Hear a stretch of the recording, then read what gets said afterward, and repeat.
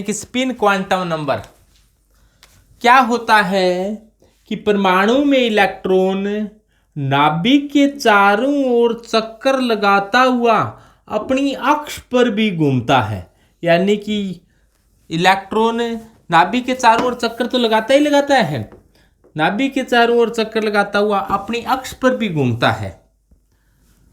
अपनी अक्ष पर घूमने की डायरेक्शन हो सकती है कि ये इलेक्ट्रॉन क्लॉकवाइज घूमे, क्लॉकवाइज को कहा जाता है यानी कि दक्षिणावर्त घूमे, या फिर एंटी क्लॉकवाइज घूमे।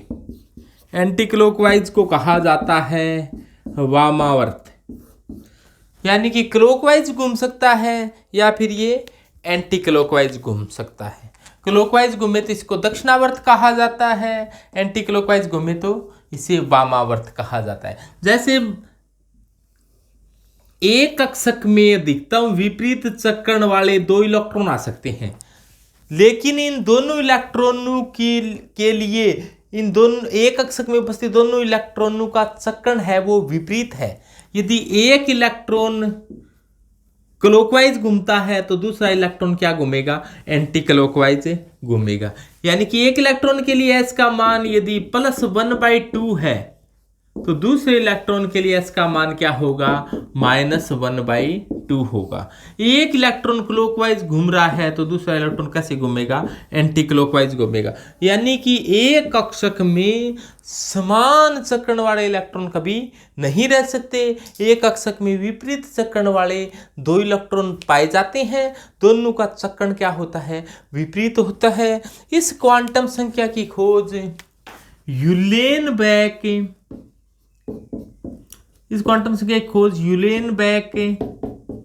व गोल्ड स्मिथ ने की थी। इसकी खोज करने वाले कौन थे, यूलेनबेक व गोल्ड स्मिथ ने की थी। यूलेनबेक व गोल्ड स्मिथ ने कि सोडियम एटम है कोई, सोडियम परमाणु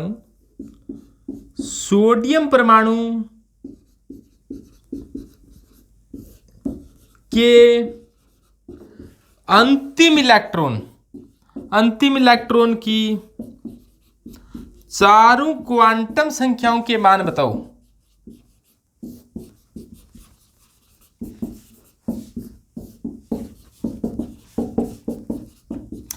सोडियम परमाणु के अंतिम इलेक्ट्रॉन की चारों क्वांटम संख्याओं के मान बताओ। तो सबसे पहले इस प्रकार के क्वेश्चन आपके एग्जाम में आ जाए, सबसे पहले आप इलेक्ट्रॉनिक विन्यास लिखिए कि सोडियम का एटॉमिक नंबर 11 होता है। इसका इलेक्ट्रॉनिक विन्यास हो जाएगा 1s2 2s2 2p6 3s1। तो अंतिम इलेक्ट्रॉन कहाँ गया है इसका, 3s1 में। तो अंतिम इलेक्ट्रॉन इसका गया है 3s1 के अंदर, अंतिम इलेक्ट्रॉन प्रवेश किया है।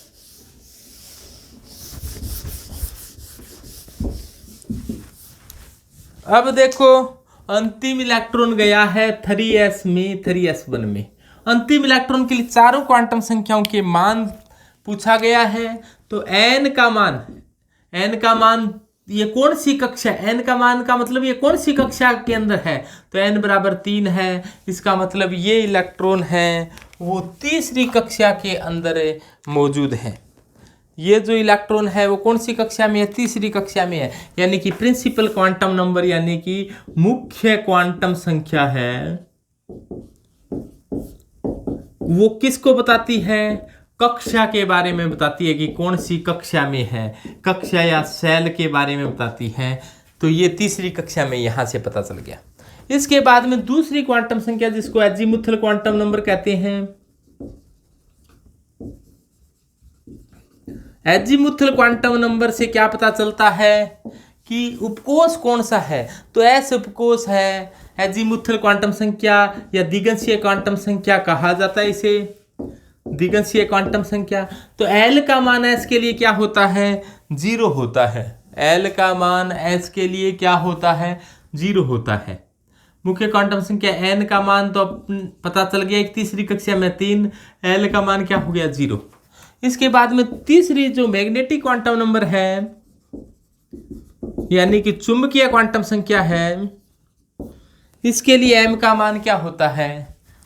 चुंबकीय क्वांटम संख्या के मान -l से 0 से +l होते हैं, -l से 0 से +l तक होते हैं। लेकिन l का मान ही 0 है तो m का मान क्या हो जाता है? अपने आप ही 0 हो जाता है। तो क्योंकि -0 से 0 से +0 तक होते हैं तो m का मान क्या हो गया 0।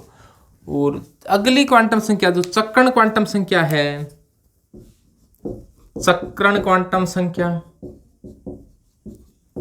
यानी कि स्पिन क्वांटम है जिसको S से दर्शाते हैं, उसका मान या तो +1/2 होगा या फिर -1/2 होगा।